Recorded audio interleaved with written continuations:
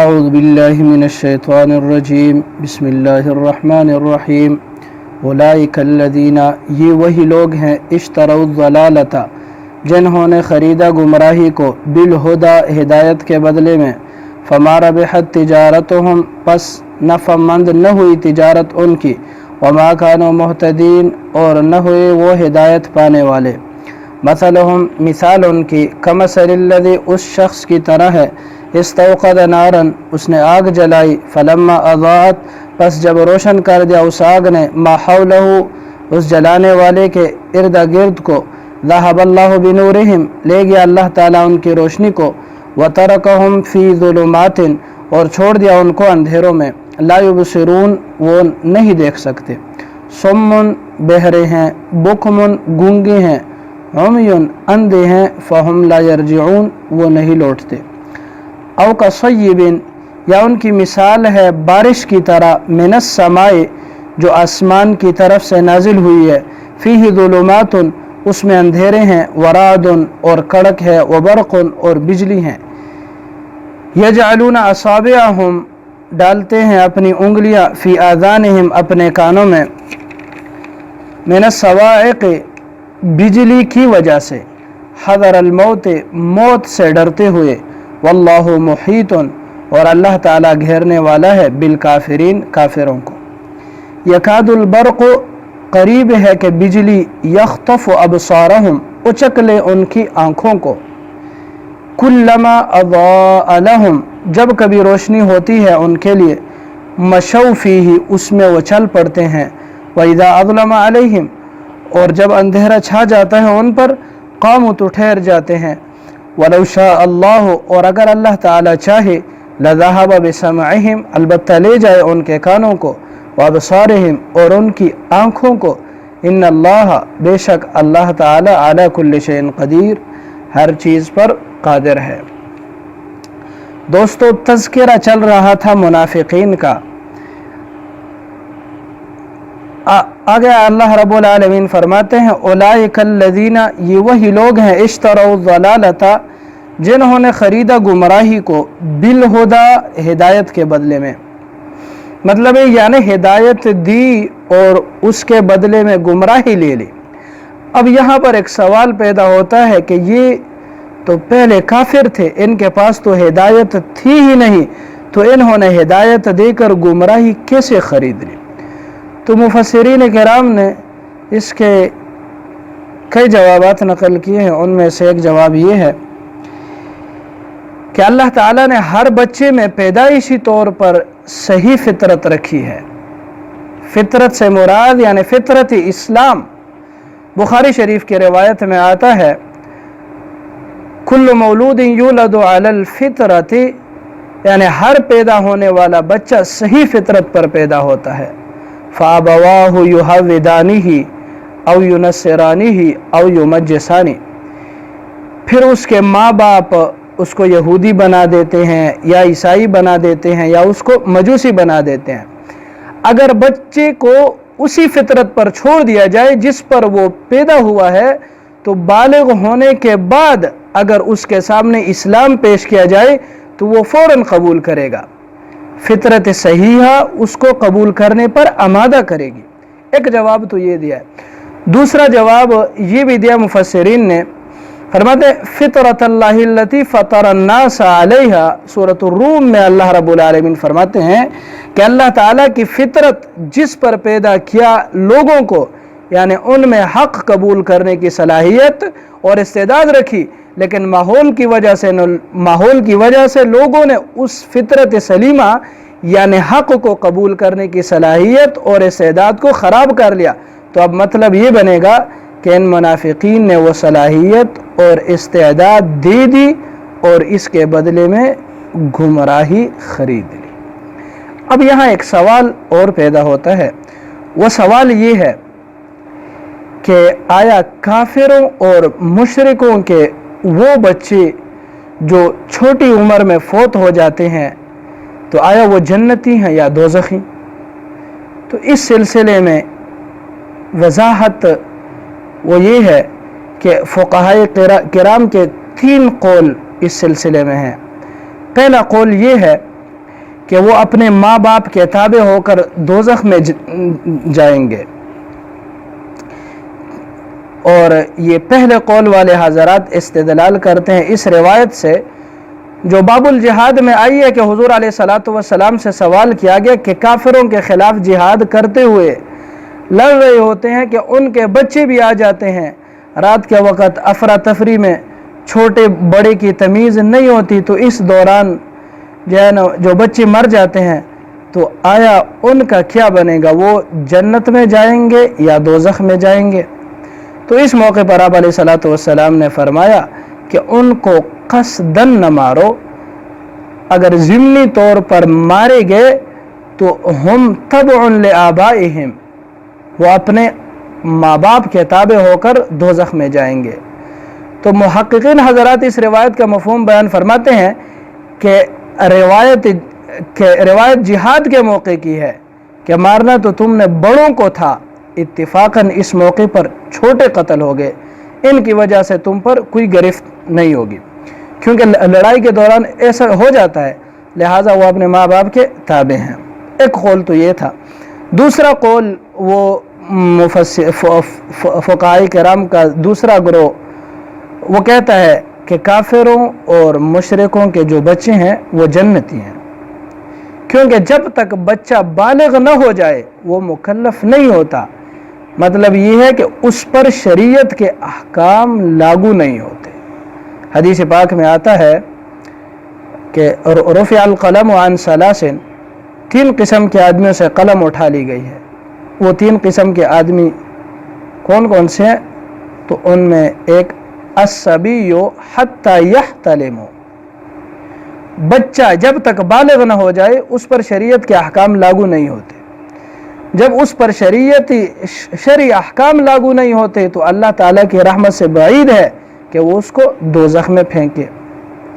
پھر طبرانی شریف جو حدیث پاک کی مشہور کتاب ہے اس میں روایت آتی ہے، آپ علیہ الصلوۃ والسلام سے سوال کیا گیا کہ حضرت کافروں کے جو چھوٹے بچے فوت ہو جاتے ہیں ان کے متعلق کیا حکم ہے؟ تو آپ علیہ الصلوۃ والسلام نے فرمایا اطفال المشرکین خدم اہل الجنہ، مشرکین کے بچے جنتیوں کے خادم ہوں گے، مشرکین کے بچے جنتیوں کے خادم ہوں گے۔ تو اب بعض لوگوں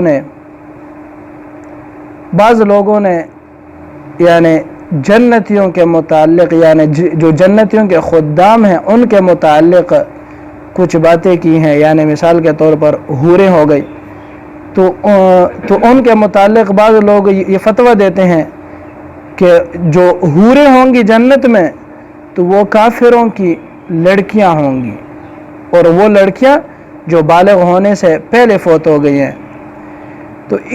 تو بعض مفسرین نے، یعنی جو نام نہاد مفسرین ہیں، انہوں نے اس پر تفسیریں لکھی ہیں کہ یہ حوریں جو جنتی ہوں گی یہ کافروں کی لڑکیاں ہوں گی۔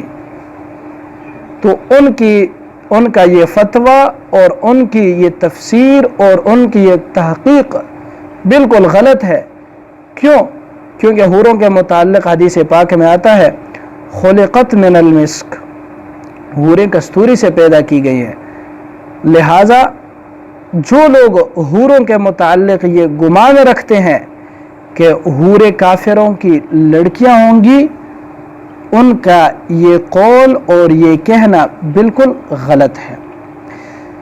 تیسرا گروہ فقہاء کرام کا وہ یہ کہتا ہے کہ اللہ تعالیٰ ہی بہتر جانتا ہے، اللہ تعالیٰ جس طرح چاہیں گے فیصلہ فرمائیں گے، کیونکہ بخاری شریف میں روایت آتی ہے کہ آپ علیہ الصلوۃ والسلام سے پوچھا گیا کہ کافروں کے بچے جو چھوٹی عمر میں فوت ہو جاتے ہیں ان کے متعلق کیا حکم ہے، جنتی ہیں یا دوزخی ہیں؟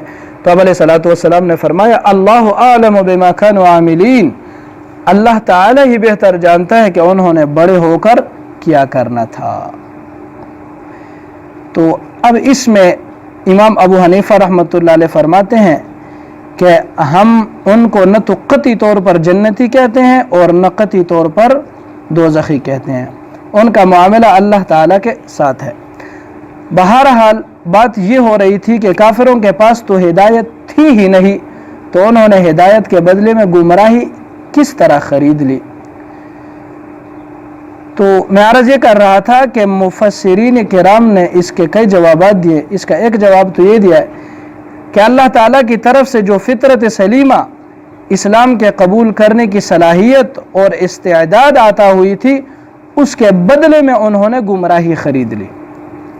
دوسرا جواب یہ ہے کہ اس جہان کی حیثیت منڈی اور دکان کی ہے کہ دکان میں 1 نمبر کی چیز بھی ہوتی ہے، 2 نمبر چیز بھی ہوتی ہے، مہنگی چیزیں بھی ہوتی ہیں، سستی بھی ہوتی ہیں، ردی بھی ہوتی ہیں، اعلیٰ بھی ہوتی ہیں، اور بیکار اور خراب چیزیں بھی ہوتی ہیں. تو ان بے وقوفوں نے 1 نمبر چیز یعنی ہدایت خریدنے کے بجائے 2 نمبر کی چیز یعنی گمراہی خرید لی، کیونکہ دنیا میں ہدایت بھی ملتی ہے اور گمراہی بھی ملتی ہے. اسی طرح انہوں نے ہدایت کے بدلے میں گمراہی خریدی. ایسا نہیں ہے کہ پہلے ان کے پاس ہدایت تھی، وہ دے کر بدلے میں گمراہی لے لی. آگے فرماتے اللہ رب العالمین فَبِمَا رَبِحَتْ تِجَارَتُهُمْ، پس نفع مند نہ ہوئی تجارت ان کی، کیونکہ تجارت تو ہوتی فائدے کے لیے ہے اور انہوں نے اچھی چیز کے بدلے بری چیز لے لی، تو یہ بڑے خسارے کا سودا ہے. وَمَا كَانُوا مُهْتَدِينَ، اور نہ ہوئی وہ ہدایت پانے والے. آگے اللہ تعالیٰ نے 2 مثالوں کے ذریعے ان کی حالت کو بیان فرمایا ہے. فرماتے اللہ رب العالمین مثلہم، مثال ان کی کمثل الذی، اس شخص کی طرح ہے جس نے اندھیرے اور تاریکی میں استوقد نارا، آگ جلائی. کیوں جلائی؟ اس لیے جلائی کہ اس کی روشنی سے فائدہ حاصل کریں. فلما اضاءت ما حولہ، پس جب روشن کر دیا اس آگ نے اس جلانے والے کے ارد گرد کو اور خوش ہو گیا کہ روشنی ہو گئی ہے، تو اچانک آندھی اور طوفان آئے، اس نے آگ بجھا دی. ذہب اللہ بنورہم، لے گیا اللہ تعالیٰ ان کی روشنی کو، کہ نہ وہ آگ کے رہی اور کہ نہ جو ہے نا وہ آگے کے رہے اور نہ جو ہے نا وہ پیچھے کے رہے. وَتَرَكَهُمْ فِي ظُلُمَاتٍ لَا يُبْصِرُونَ، اور چھوڑ دیا ان کو اندھیروں میں وہ نہیں دیکھ سکتے. تو یہ مثال ان پر اس طرح فٹ آتی ہے کہ یہ منافق کفر اور شرک کے اندھیروں میں پھنسے ہوئے تھے. تو جس طرح اندھیرے میں پھنسا ہوا آدمی آگ جلاتا ہے کہ اس کی روشنی سے فائدہ اٹھائے، تو انہوں نے کلمہ پڑھا، کس وجہ سے پڑھا؟ تاکہ اس سے فائدہ اٹھائے. چنانچہ اس سے ان کو مال غنیمت ملا، زکاتیں ملی، صدقات اور خیراتیں حاصل ہوئی، مسلمانوں کی سختی سے بچے. تو زبانی کلمہ پڑھنے سے ان کو یہ کچھ حاصل ہوا، مگر کتنی دیر تک؟ صرف سانس نکلنے کے وقت تک. اس روشنی نے نہ تو ان کا ساتھ قبر میں دیا نہ حشر میں ساتھ دے گی. اگر وہ کلمہ اخلاص کے ساتھ پڑھتی تو ہمیشہ کے لیے ساتھ دیتا. اب جب اللہ تعالیٰ نے ان کی جان نکال لی تو وہ اندھیرے میں رہ گئے. آگے فرماتے ہیں سمن، بہرے ہیں، بکمن، گونگے ہیں، عمیون، اندھے ہیں. اس کا یہ مطلب نہیں کہ دنیا میں جتنے کافر اور منافق ہیں وہ نہ تو سنتے ہیں، نہ بولتے ہیں اور نہ دیکھ سکتے ہیں، بلکہ مطلب یہ ہے کہ وہ حق بات سننے سے بہرے ہیں، حق بات کہنے سے گونگے ہیں، حق کے نشانات دیکھنے سے اندھے ہیں. جیسے کہ ہمارے حکمران ہیں کہ ساری باتیں سنتے ہیں مگر مظلوم کی فریاد نہیں سنتے. لمبی لمبی تقریریں کریں گے کہ سننے والا کہے گا کہ ان سے زیادہ مخلص جو ہے نا وہ کوئی نہیں ہے، کہ میں ہی آپ کا جو ہے نا سچا لیڈر ہوں، میں آپ کے لیے یہ کروں گا، میں آپ کے لیے وہ کروں گا. لیکن حق کے معاملے میں گونگے ہیں. حق بات ویسے زبان سے کہتے ہیں لیکن جو بات کرنے کی ہوتی ہے وہ کرتے جو ہے نا وہ نہیں ہے. تو فرماتے اللہ رب العالمین سمن، بہرے ہیں، بکمن، گونگے ہیں، عمیون، اندھے ہیں. بخاری شریف کی حدیث کے الفاظ ہے کہ قیامت کی نشانیوں میں سے ایک نشانی یہ بھی ہے کہ ان ترى صمم بکمن عمیا ملوک الارض، یہ کہ تو دیکھے گا بہرے، گونگے اور اندھے زمین کے بادشاہ ہیں.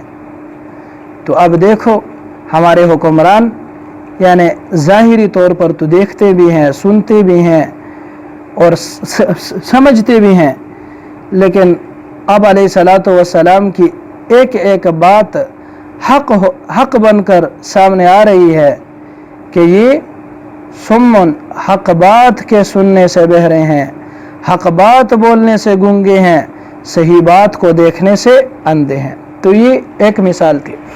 دوسری مثال وہ فرماتا ہے اللہ رب العالمین او کصیب، یا ان کی مثال ہے بارش کی طرح، من السماء جو آسمان کی طرف سے نازل ہوتی ہے، فیہ ظلمات اس میں اندھیرے ہیں۔ تو دوستو دیکھو، ظاہر بات ہے کہ جب بارش ہوتی ہے تو اس وقت اندھیرا سا چھا جاتا ہے، ورعد اور کڑک ہے، وبرق اور بجلی ہے۔ بات سمجھنا، اللہ تعالیٰ کی طرف سے روحانی بارش نازل ہوئی قرآن پاک کی شکل میں، اس میں کفر پر جو وعیدیں ہیں اور عذاب کا ذکر ہے اس کو تشبیہ دی ہے رعدن، کڑک کے ساتھ، اور قرآن کریم میں جو حقانیت کے دلائل ہیں ان کو تشبیہ دی ہے برقن، چمک کے ساتھ۔ یعنی جب قرآن کریم نازل ہوا ہر طرف کفر کی تاریکی چھائی ہوئی تھی، تو قرآن کریم نے کفر اور شرک پر وعید سنائی، اور قرآن کریم میں بڑے واضح دلائل ہیں جن سے حق اور باطل میں تمیز ہو سکتی ہے۔ لیکن جب دلائل کی بجلی چمکتی ہے تو یہ منافق کیا کرتے ہیں؟ یجعلون اصابعہم کرتے ہیں، مطلب یعنی ڈالتے ہیں اپنی انگلیاں، فی آذانہم اپنے کانوں میں، من الصواعق بجلی کی وجہ سے، کیونکہ جب بجلی گرتی ہے تو اس سے آدمی بھی مرتے ہیں، جانور بھی مرتے ہیں، اور بھی بہت نقصان ہوتا ہے۔ تو یہ قرآن کریم کے دلائل کو بجلی سمجھتے ہیں، حذر الموت، موت کے ڈر سے ایسا کرتے ہیں۔ ان میں طاقت نہیں ہے کہ قرآن کریم کی آیتیں سنیں، اس لیے کانوں میں انگلیاں دے لیتے ہیں۔ اور 7ویں پارے کے اندر اللہ رب العالمین فرماتے ہیں وَهُمْ يَنْهَوْنَ عَنْهُ وَيَنْأَوْنَ عَنْهُ، اور وہ کافر قرآن پاک کو سنتے ہیں اور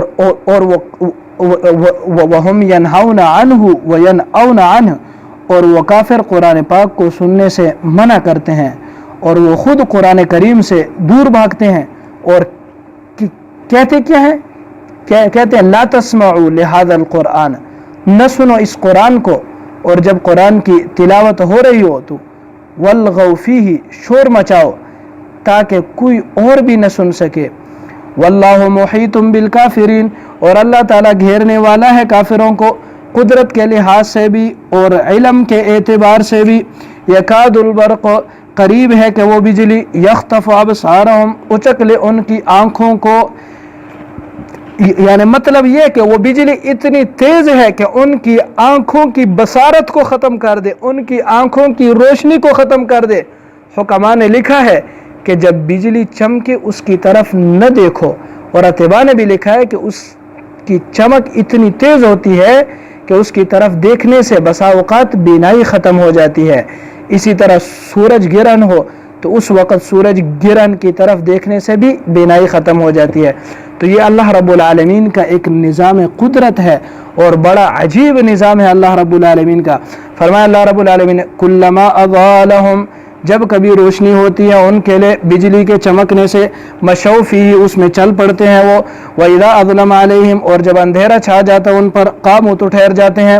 اور بعض حضرات نے اس کا یعنی یہ مطلب بیان کیا کہ ان منافقوں کو جب مال غنیمت میں سے یا صدقہ خیرات اور زکوٰۃ میں سے کچھ مل جاتا ہے تو اس کی چمک سے فائدہ اٹھاتے ہوئے ساتھ چل پڑتے ہیں کہ ہم بھی ایمان والے ہیں، اور کہتے ہیں کہ بس ہم تو تمہارے ساتھ ہیں، اور جب کچھ نہیں ملتا تو اندھیرا چھا جاتا ہے تو ٹھہر جاتے ہیں، اور کافروں کو کہتے ہیں اِنَّا مَعَكُمْ، ہم تو تمہارے ساتھ ہیں۔ وَلَوْ شَاءَ اللَّهُ، اور اگر اللہ تعالیٰ چاہے، لَذَهَبَ بِسَمْعِهِمْ، البتہ لے جائے ان کے کانوں کو، وَأَبْصَارِهِمْ اور ان کی آنکھوں کو، إِنَّ اللَّهَ بے شک اللہ تعالیٰ، عَلَى كُلِّ شَيْءٍ قدیر، ہر چیز پر قدرت رکھنے والا ہے۔ اللہ رب العالمین جو کچھ کہا سنا عمل کرنے کی توفیق عطا فرمائے۔ وَمَا عَلَيْنَا إِلَّا الْبَلَاغُ۔